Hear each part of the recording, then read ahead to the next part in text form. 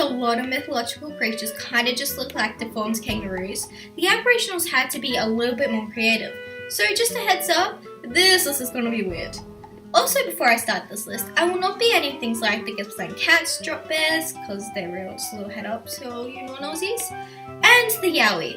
So let's get right into it. Number 5, the yara-mah-yah-who. So this demon Elmo looking thing is the yara-mah-yah-who.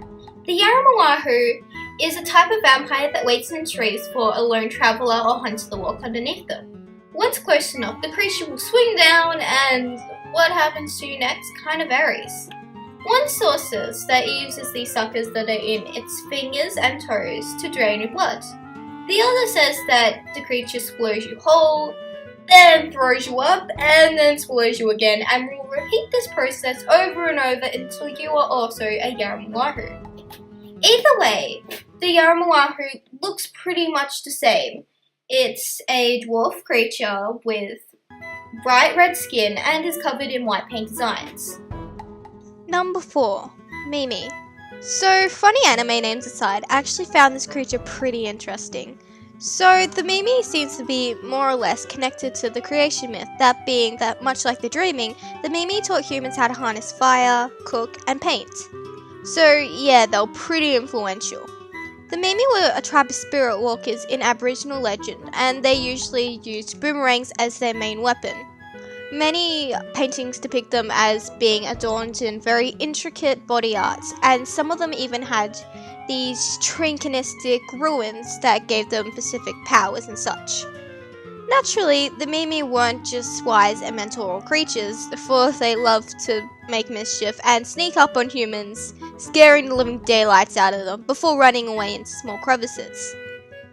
But because they were so thin, as in they were like paper thin, they had to live in rocky plateaus and dense bushlands, otherwise they would get blown away in softest breeze. Number 3, Bunyip.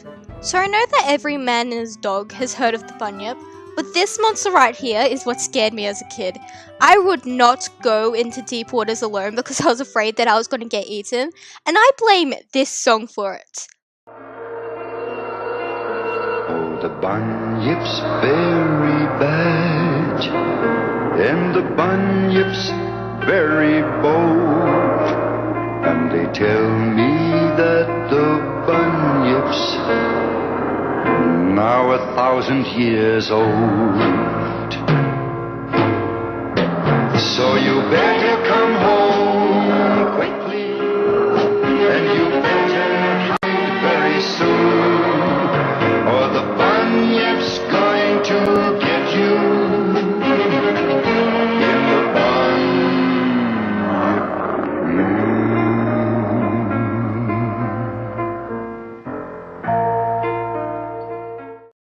Anyhow, the Bunyip is a water-dwelling creature that doesn't have any distinct form. Some say it's a river demon, some a dragon, others say that it's just a furry mass of tentacles.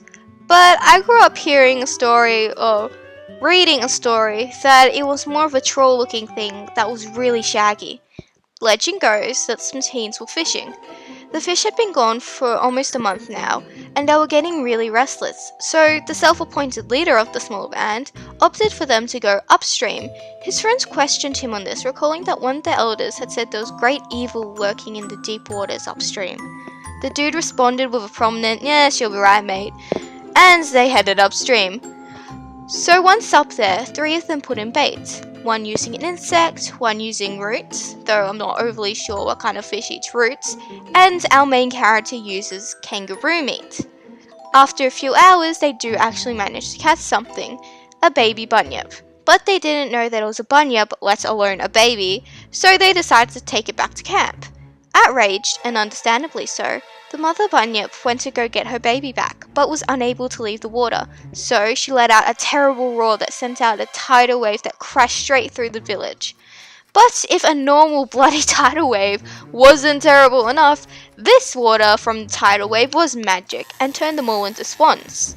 Then, almost 1,000 years later, the same thing happened to a bunch of English settlers who thought nothing could be weirder than the platypus and thought, hey, if we catch this furry massive something, we might get to name it after ourselves. Funnily enough, they'd all turned into black swans. Yay. Number 1, the Yara-mah-yah-who. The Yara-mah-yah is Australia's resident werewolf and is quite unique in the fact that it doesn't need the moon to transform, but instead does it by a means of sandstorms. It is said to look like a giant black dingo that is starving and has glowing red eyes, and echidna spines instead of fur. Now, there's no actual story to go by, but there is 2 basic legends. One is that if you get trapped in the deserts and can't find your way out, you can make a deal with a butcher bird who will sing and summon a sandstorm. From there on out, you are an yara-mah-yah and will turn when there's a sandstorm coming or if you hear a butcher bird sing. The second is that the resident medicine man of any village can obtain a magic belt, of which will turn them into an yara-mah-yah anytime a sandstorm is about to come. Either way, a sandstorm is needed. So basically, if your mate just randomly faceplants, 1, a sandstorm is coming, 2, he's an yara-mah-yah and you are going to die. Please like, comment, subscribe, you know the gist, and put down if there is any other top 10 you would like me to review.